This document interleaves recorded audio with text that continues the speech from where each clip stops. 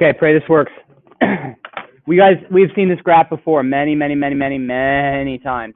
This is the non-compressed, non-fun version of this, and I don't like this graph on this page because I made the x-axis be all linear numbers instead of pies and radians, but it's still the same idea. It's actually in radians, it's not denoted by pies and things.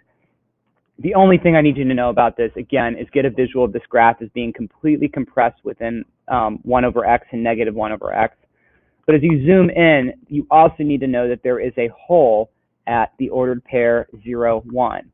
And that's not completely obvious because if I take the sine of x over x and plug in 0, I get 0 over 0, which is a form that we call indeterminate. That's what you see down here. It's not indeterminate. It's indeterminate, which means just I don't know. I don't know what this is. Like it could be 1, it could be 2, it could be 17, it could be negative 50, it could be 0.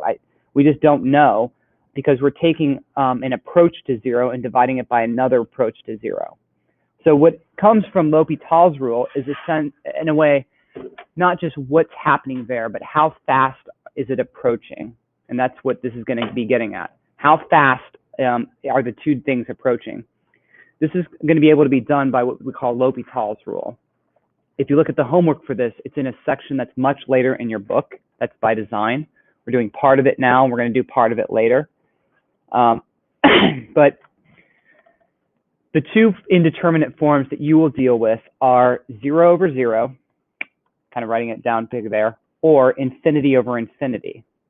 I'm going to argue they're actually the same thing. They're the same thing because how fast something is approaching infinity divided by how fast it's approaching will give you a way of seeing what's the ratio doing. For instance, you've already seen 2x over x. Both, as the x gets bigger, both of them are getting bigger, but one of them's twice as big as the other.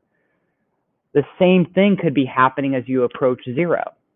Maybe one is approaching 0 twice as fast as the other, so that ratio is really 2. Yes? What if it's 0 over, what if it's infinity over negative infinity? That's going to be a similar idea. Factor a negative out, and it's just the negative of whatever you would get. Think of, I'm going to hype on this number line a lot, and I've done it many times where we start with 0 and we go to infinity. But I really do want you to see this 0 as not being an absolute, but also an approach. You're getting infinitely close to 0 or infinitely close to infinity. Dead smack middle is 1. There are numbers between 1 and infinity, and every one of those has a reciprocal between 0 and 1. So in a way, as you approach infinity, this approach to 0 is also an approach to infinity. This is the 1 over x as x goes to infinity. And this is just x as x goes to infinity. Or really x over 1 in a way. And they're reciprocals of each other.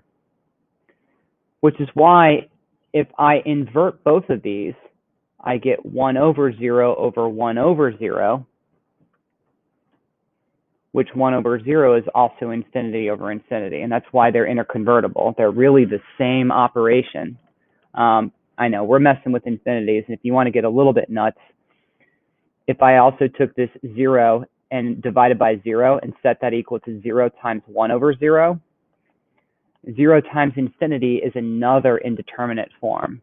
It's kind of like a red flag that you've got one of these infinity over infinity or 0 over zeros. I like the 0 times infinity because one's getting bigger and the other one's getting smaller. And it's just a matter of when you multiply them, which one's winning. Does that make sense? Kind of which one's getting faster, quicker? Or are they both getting faster, quicker, and there is nothing happening? So that's going to be the way we deal with this. So I'm going to skip the theorem for a second and deal with number 1 in a little bit of depth. And then we'll come back to the theorem here. So if I look at this number 1, by the way, this number 1 is a terrible example. This is a typo that I've allowed to stay over the years because of the necessity of just first check if you can plug the number in, right? If I plug 0 in, I get negative 1 over 1. This limit is negative 1. That wasn't meant to be anything confusing, but the limit is as x approaches negative 1. You have a couple of ways to handle this. One of them is the very old-fashioned, not old-fashioned, but it works for this case, factor and cancel. X plus 1, x minus 1 over x plus 1. The x plus 1's drop out, so then you have an idea of what's happening. That limit would be -2. It means that there is a hole or a point of discontinuity at x equals -1, y equals -2. But that hole or discontinuity is still very much a part of the graph. It'd be something that you would still want to graph if you were graphing this. I'm going to come back to this. Limit as x approaches -1. There's a third way that we're going to deal with. And that is, if I plug -1 in right now, I see that I get 0 over 0. I'm going to put a little check because that means I've checked that I get an indeterminate form. And what I want to do is, instead of looking at the ratio of these two polynomials, which is what's going to be happening, I'm looking at a 0 over a 0, I'm going to look at how fast those things are growing. But what operation do we do that changes a function into a how fast function? A derivative. We're going to take the derivative of the numerator, which is 2x, and we're going to divide it by the derivative of the denominator, which is 1. L'Hopital's rule says that if you have an indeterminate form, then the derivative of the numerator divided by the derivative of the denominator is the same limit. So powerful, because now we can just substitute that in and get -2 as well. So we've checked that in two different ways. We're not supposed to write like derivative of limit to anything. It's enough to say check and then move down here where you're taking the derivative of the numerator over the. See what we're doing. I will. I'll see by that check, and I know you'll do L'Hopital a couple of times. Could you say the definition? Well, look back up. This is the theorem. If the limit as x approaches a of a function divided by another function is 0 over 0 or infinity over infinity, then the limit itself is equal to the limit of the derivatives divided by each other. This is not taking the derivative of the whole thing. This is not low d high minus high d low over low low. That is very different. So don't confuse the two, and don't let this be confusing about how you actually take a derivative of a quotient. This is a different analysis happening. We'll practice this with a few examples. Starting with our favorite, sine x over x. Okay, backtracking, do not confuse this with the limit as x approaches infinity of sine x over x. That is equal to 0 by the squeeze theorem, something you are all expected to know how to do by squeezing sine x over x between 1 over x and -1 over x and doing the limit of both of those extremes. We've seen this numerous times. That applies to sine. That also applies to cosine. But what's happening here is very different. The limit as x approaches 0 of sine x over x, if I plug that in, I get 0 over 0, which is my check. So now I'm going to do the derivative. The limit as x approaches 0, derivative of sine. You're supposed to say cosine. Thank you. Derivative of x. Now check again. You get 1 over 1, which is 1. No, so is that bad? No. There's nothing bad about that. That is the limit. Did you say it was 0, 0 though? Oh, that's verifying that you have an indeterminate form so that you're enabled to use L'Hopital's rule. We're going to do a problem I'm going to call 2a. Yep, totally making this up on you because this came up at some point in Calc, and I feel like we want to bring this up, or Calc-PC, I want to bring this up now. The limit as x approaches 0 of cosine of x over x. When you plug this in, what happens? It doesn't. What do you get? What is 1 over 0 as a limit? What does that look like? What happens? 0 over 0 looks like a hole, so 1 over 0 looks like infinity, a horizontal tangent. Vertical tangent. Vertical asymptote. And your options, so we're going to pull nope. I'll just write the word nope. And our options for this limit are that it looks like this, that it looks like this, or that it looks like this, or that it looks like that. So which is it? Which of these actually happens? To do that, you need to look at the one-sided limits. The limit as x approaches 0 from the right of the cosine of x over x.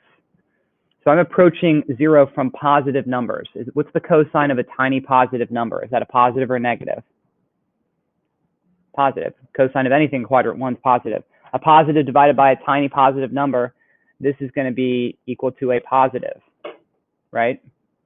As you approach 0 from the right, I get a positive infinity happening here. What's the limit as you approach 0 from the left? Is the cosine of a slightly negative number positive or negative? Cosine of angles in quadrant 4, those positive or negative? Say it with pride. Positive. Quadrant 4 has positive x values, so cosine has to be positive. Divided by a tiny negative number, so I have a positive divided by a negative gives me negative. So as you approach 0 from the right, it becomes positive infinity. As you approach 0 from the left, it becomes negative infinity. That is this option right here. That's what it's going to look like. And so the ultimate answer to this is that the limit as x approaches 0 of the cosine of x over x, say it with me, Katie. The limit does not exist. What does it say? Is it Katie or Caddy? What? Katie, but with a D. Yeah. It's from the illustrious film Mean Girls, written by Tina Fey. That's been made into the musical Mean Girls, written by Tina Fey. That's being readapted back into. Did you know this? It's being readapted back into a movie, so there will be a movie version of the musical based on the movie. Meta. We gotta keep this going. Gotta create a musical. No, I think they're doing a full movie adaptation. Gotta create a musical based on They're filming Hamilton, but they're. Let's write a book based on the movie that's based on the musical that's based on the movie. That'd be awesome. I bet that will happen. But then. And then a podcast. And then a TV show. And then a children's cartoon lived on 2 letters. Okay, next. Advice I'm going to give you. Advice is to make rational. I could say rationalize because that's a word that means make rational. But make rational means to just combine this into a single expression before you analyze its L'Hopital'sness. It's a word, sort of. This becomes 1 minus x squared over x to the 4th. And if I plug that in, I get 0 or 1 over 0, which is nope. But don't give up there. You have an even function. You know it's even because there are only x squareds and x to the 4th. So plugging in negative x's should have the same effect as plugging in positive x's. Since it's an even function, you know it's going to fold in on itself over the y-axis, which means that you know that x equals 0 is not only an asymptote, since it is basically giving you 1 over 0, but you know it should go like this, or it should go like this. It's not a cusp because there is no x value at x equals 0, right? X equals 0 is definitely a vertical asymptote. So my question is, between your two choices, does it go like this? I don't know why I'm drawing that as a dotted line. I should be drawing this as a dotted line. Does it do this? Or does it do this? You can answer that by just plugging in a very teeny weeny small positive number or negative number just to the right of 0, like 0.1. 1 minus 0.1 squared over 0.1. Is that positive or negative? Positive. So this is going to definitely be this, which means the limit is positive infinity. It goes like that. Which we're not even going to use. So since it's not 0 over 0, we can't. Can't use L'Hopital's. It is equally important to know when you can as when you can't use it. Like I'm trying to mix these in so you can have these tests. My advice for number 4 is the same as my advice for number 3. Make rational. And furthermore, just that x squared in the numerator, it doesn't look like we can just factor that out and then add the 1 over x minus 1 plus the 1 over x plus 1. I'm showing this so that you can see my thought process, but the intent is that this actually makes it a slightly easier to add. You get x plus 1 minus x minus negative 1 over x squared minus 1. I believe 1 plus 1 is still 2. So this whole thing simplifies down to the limit as x approaches infinity of 2x squared over x squared minus 1. And that's just algebra to add those together. Let's start moving to the calculus. Tell me what that limit should be by all of the knowledge that you have. 2, ratio of leading coefficients. Let's prove it now with L'Hopital's. And the only reason I'm doing that, even though I know that may sound unnecessary, is because we're trying to use simpler examples to illustrate this so we can start to use them for more complicated examples later. I thought L'Hopital could only use 0 over 0. Or infinity over infinity. And if I plug in infinity, I get infinity over infinity. You don't get 2 infinity over infinity? Just 2 times infinity is still pretty big infinity. We'll deal with the rate of change in the next step. This is a form of infinity over infinity. That's all I'm checking. It's not approaching anything other than infinity. As x gets bigger, 2x squared also gets bigger. Okay, next we do the derivative. Limit as x approaches infinity of 4x over 2x. The very neat thing, in my opinion, happens, which is that -1 drops out, which you know it should because it's not affecting the rate of change. At this point, the x's cancel, the 4 over 2's cancel, and you get that 2 that you knew it was going to be anyway. You may ask, why don't we just keep doing that? Why do we have to do this? Because we know the ratio of the leading coefficients. We know all that stuff. And I'm going to then answer, but what if they're not polynomials? Like in the next one. What if we can't cancel these things?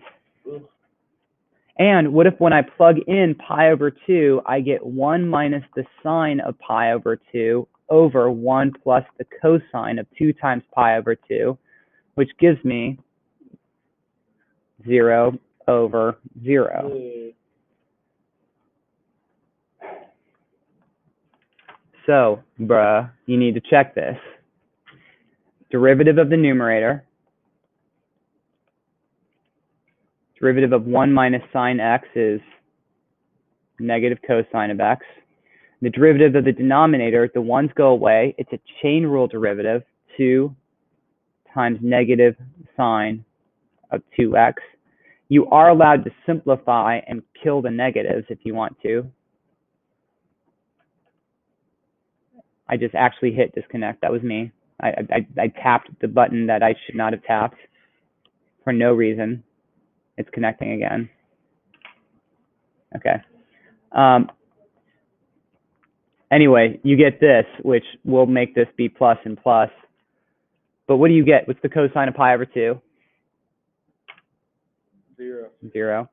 What's 2 times the sine of pi? What's the sine of pi? 0 again. 0. And we get a little bit of inception going on here. Next level L'Hopital's, second wave. Until it's done. Wait, so this was this step? What was this step to this step? Took a derivative of the numerator and the derivative of the denominator. L'Hopital's rule says that if you get an indeterminate form, you compare the ratio of derivatives. Okay. So okay, let's go ahead and do it again. Take a derivative. Cosine x becomes negative sine x. Denominator becomes 4 times the cosine of 2x. And now we check it again. Plug pi over 2 in, you get negative 1 over 4 times the cosine of pi is negative 1. You get 1/4.